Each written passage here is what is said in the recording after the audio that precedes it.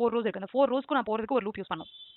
அப்போ அதோட வேல்யூ பாருங்க ஃபார் இப்போ எனக்கு 5 கொடுத்துருக்காங்க அப்படின்னா 5 ரோஸ் பிரிண்ட் ஆகணும். 6 கொடுத்திருந்தா 6 ரோஸ். அப்போ எனக்கு எதுல இருந்து 1ல இருந்து 6 வரைக்கும் ரன் ஆகணும். அப்போ int i is equal to 1 i less than equal to n. ஏன்னா எனக்கு 4 கொடுத்திருந்தா 1 2 3 4 4 ரோஸ் நான் இன்டரேட் பண்ணணும். அதனால இப்போ இங்க i less than equal to n ல i plus plus கொடுத்துட்டேன். ஓகேவா?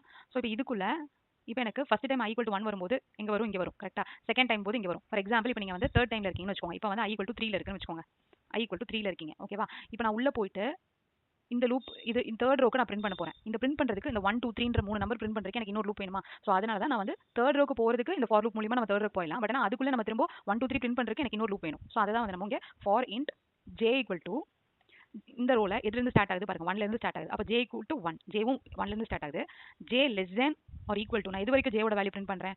1 2 3 வரைக்கும் பிரிண்ட் பண்றேன். 1 பிரிண்ட் ஆகணும். அதுக்கு அப்புறம் 2 பிரிண்ட் ஆகணும். அப்புறம் 3 பிரிண்ட் ஆகணும். அப்ப j less than equal to 3 j plus plus இப்படி கொடுத்தனா எனக்கு பிரிண்ட் ஆகும். கரெக்ட்டா? சோ இப்போ இந்த 3ங்கற வேல்யூவை நான் 3 அப்படியே வச்சிட்டேன் அப்படினா எல்லா ரோஸும் எனக்கு 1 2 3 பிரிண்ட் ஆகும். பட் ஆனா எனக்கு இப்போ இந்த 3ங்கற வேல்யூ செகண்ட் ரோ இருக்கும்போது எனக்கு 2 தான் பிரிண்ட் ஆகும். ஃபர்ஸ்ட் ரோங்கும்போது எனக்கு 1 தான் பிரிண்ட் ஆகும். சோ அந்த மாதிரி i டிபெண்ட் பண்ணி தான் j இருக்கு. கரெக்ட்டா? சோ இங்க i யோட வேல்யூ 3 இருக்கும்போது j யோட வேல்யூ வந்து 3 வரைக்கும் பிரிண்ட் ஆகணும். அதனால தான் நம்ம இங்க வந்து என்ன கொடுக்கிறோம்? ஜெனரலைஸ் பண்ணி 3 க்கு பதிலா i ன்னு கொடுத்துறோம். ஓகேவா? சோ இப்போ i கொடுத்துட்டு நான் இங்க 1 2 3 பிரிண்ட் பண்ணனும். கரெக்ட்டா? சோ 1 2 3 பிரிண்ட் பண்றது system dot out dot print print ஏன் print ln க்கு பதிலா print கொடுக்கறேன் அப்படினா எனக்கு ஃபர்ஸ்ட் டைம் இப்ப j ரன் ஆகும்போது எனக்கு 1 பிரிண்ட் ஆயிடும். கரெக்ட்டா? 1 பிரிண்ட் ஆயிட்டு எனக்கு இந்த 1 வந்து பிரிண்ட் ஆயிடும். பிரிண்ட் ஆயிட்டு எனக்கு அடுத்து நியூ லைனுக்கு போணுமா? வேண்டாம். எனக்கு அதே லைன்ல இருந்து தான் பிரிண்ட் ஆகணும் எல்லாமே. சோ அதனால தான் இங்க print ln கொடுக்கல. ln கொடுத்தீங்கன்னா நியூ லைனுக்கு போகும். சோ இங்க print j கொடுத்தாச்சு. ஓகே. இப்போ எனக்கு இந்த லூப் ஃபுல்லா முடிஞ்சிருச்சு. 1 2 3 ஃபுல்லா பிரிண்ட் ஆயிருச்சு. 1 க்கு பிரிண்ட் ஆகும், 2 க்கு பிரிண்ட் ஆகும், 3 ங்கும்போது i யோட வேல்யூ ஈக்குவலா இருக்கும்போது பிரிண்ட் ஆயிரும். அடுத்து 4 ஆகும். j வந்து இன்கிரிமென்ட் பண்ணிட்டே இருக்கும் இல்லையா? 4 ஆகும்போது எனக்கு லூப்பை விட்டு j less than or equal to ஆகும்போது கண்டிஷன் சாட்டிஸ்ஃபை ஆகுது. லூப்பை விட்டு வெளியில வந்துரும். கரெக்ட்டா?